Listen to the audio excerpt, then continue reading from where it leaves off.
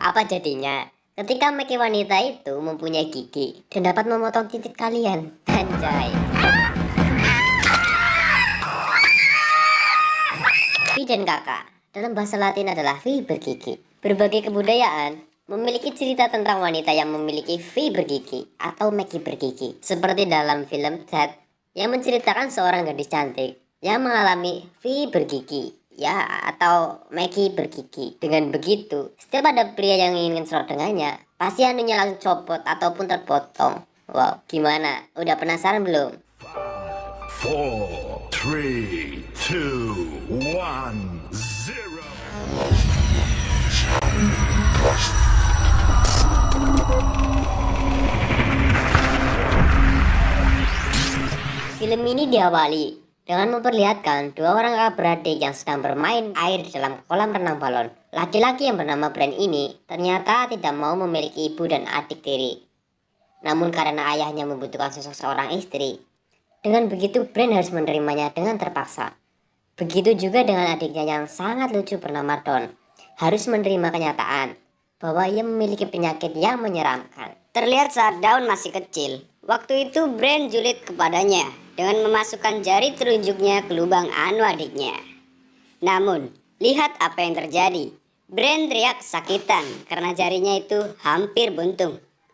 Dan kejadian itu orang tuanya tidak ada yang tahu apa yang sebenarnya terjadi dengan Dawn.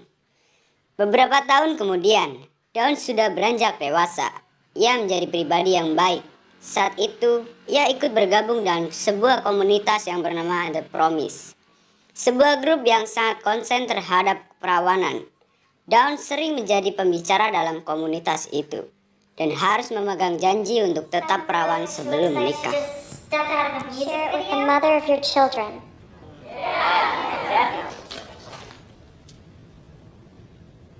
The way that other ring. Saat Dawn mengobrol dengan temannya, ia menceritakan kalau ibunya sedang sakit. Tiba-tiba seorang pria menghampirinya dan pria itu merupakan salah satu anggota dalam komunitasnya juga. Ia bernama Toby Cobb. Akhirnya mereka berkenalan dan lihat saja, sepertinya tatapan dari pria itu seperti ada yang berbeda. Jangan bilang jatuh cinta pada pandangan pertama ya. Oke, setelah itu lanjut. Dawn pun pulang dengan sepeda goesnya. Gadis itu menghampiri ibunya. Namanya juga orang tua. Kadang selalu rentan dengan segala penyakitnya. Ya seperti ibunya Dawn yang sudah mulai sakit-sakitan. Esok paginya, Dawn pergi ke sekolah. Sepertinya ia sangat populer. Mungkin karena mereka tahu kalau Dawn masih perawan. Suatu ketika saat pelajaran sedang dimulai, di sebuah buku itu ada sebuah gambar yang ditutupi oleh stiker. Katanya gambar itu tidak bisa diperlihatkan karena gambarnya terlalu jelas. Dan anak-anak pun tidak memperdulikannya. Singkat cerita, sepulang sekolah, Dawn dan teman-temannya pergi ke sebuah hutan. Di dalam hutan itu ada danau kecil yang indah. Karena saat itu mereka tidak membawa baju ganti, mereka pun tidak bisa menikmati kesegaran danaunya. Akhirnya, Don dan Toby mojok, tapi hanya untuk mengobrol. Dan dari situ mereka menjadi lebih dekat. Asik. Katanya, Don akan selalu menunggu sampai menikah. Begitupun juga dengan Toby. Katanya, ia juga masih bercakap. Walaupun setengah tahun yang lalu pernah melakukan hal yang salah. Salahnya apa? Ya gue gak tahu karena tidak diceritakan dalam film ini. Ya jelas Don mencoba menguatkan atas kejadian dulu. Saat hujan deras disertai dengan gluduk sambil gledek, seperti yang kita rasakan saat ini, memang cocok untuk ya tahulah kalian sendiri.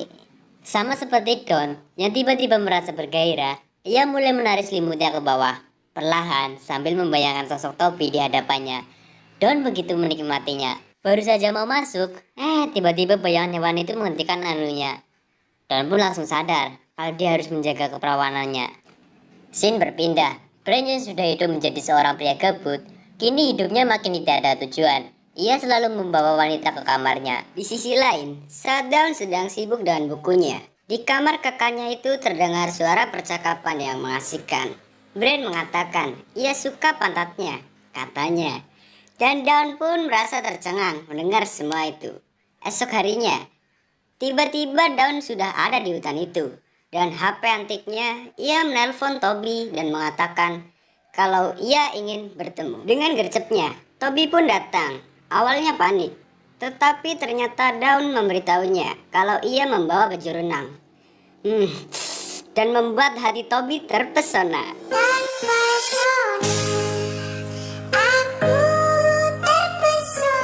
Ya, tentu mereka langsung mengganti pakaiannya.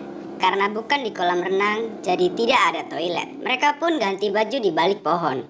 Tapi tenang saja, karena pohonnya besar. Dengan baju renangnya, Dawn terlihat begitu bohai. Dan Toby pun memujinya dengan mengatakan kalau ia sangat cantik.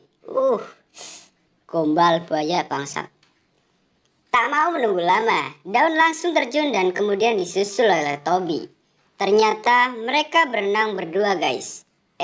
Aura-aura gairahnya mulai terlihat. Namun Dawn masih berpegang teguh pada prinsipnya. Purity.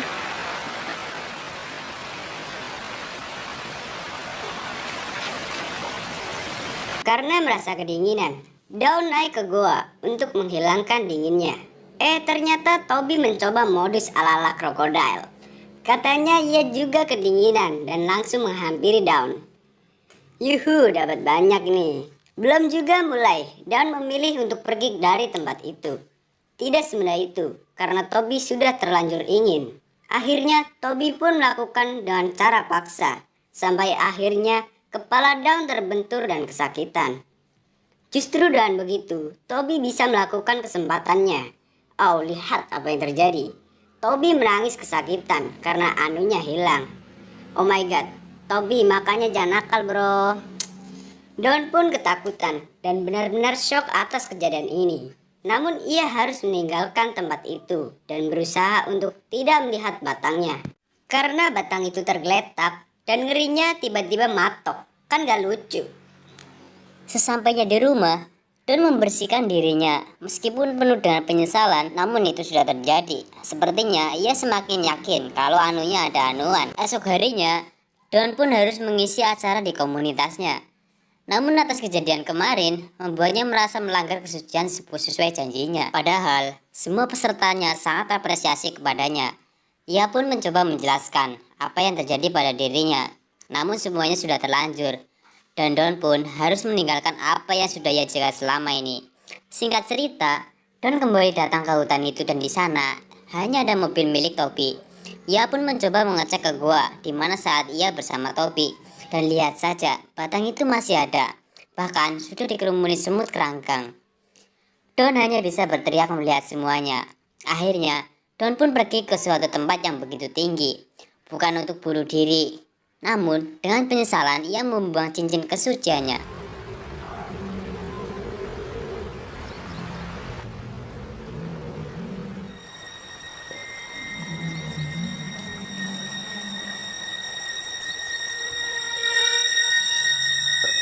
Sesampainya di rumah, Dawn mencoba membuka stiker yang ada di bukunya saat itu. Ternyata, di balik stiker itu adalah sebuah gambar yang mengarah kepada seperti apa yang dialaminya.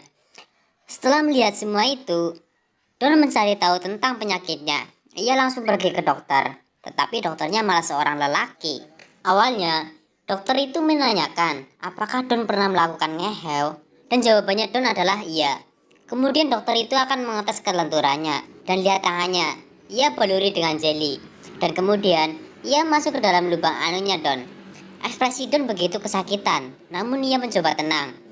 Yang ternyata Dawn masih seperti perawan. Ia sangat rapat. Dengan begitu, teriakan itu semakin kencang dan sampai akhirnya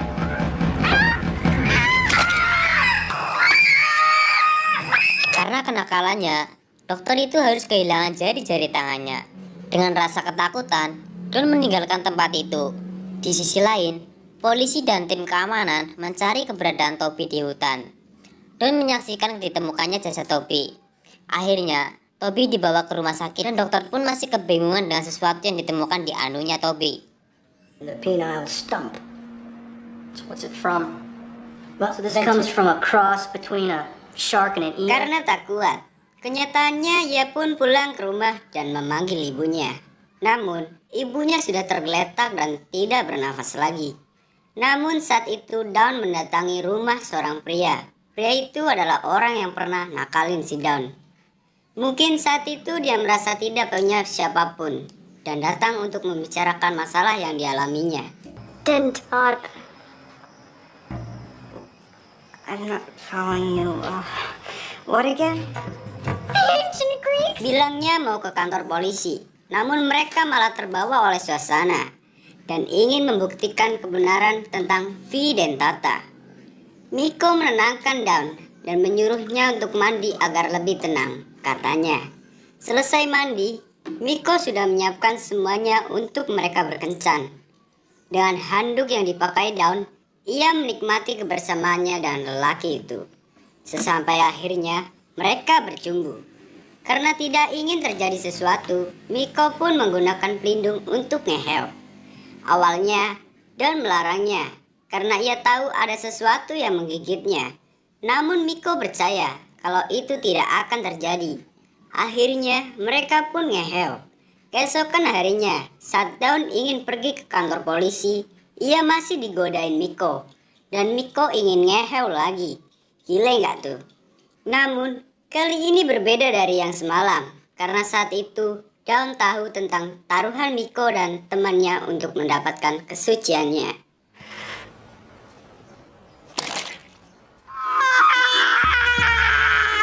Karena tidak tahu harus berbuat apa lagi, akhirnya ia menemui kakak tirinya untuk menyampaikan dendamnya saat itu.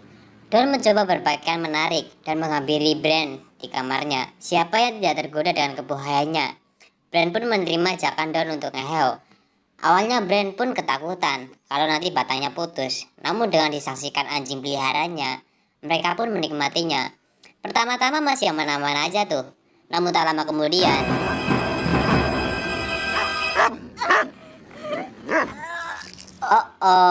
batang Bran sudah terputus dan digigit oleh anjing peliharaannya.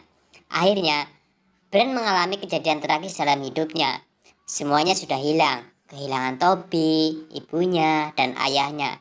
Namun dendamnya tersampaikan pada kakak tirinya itu.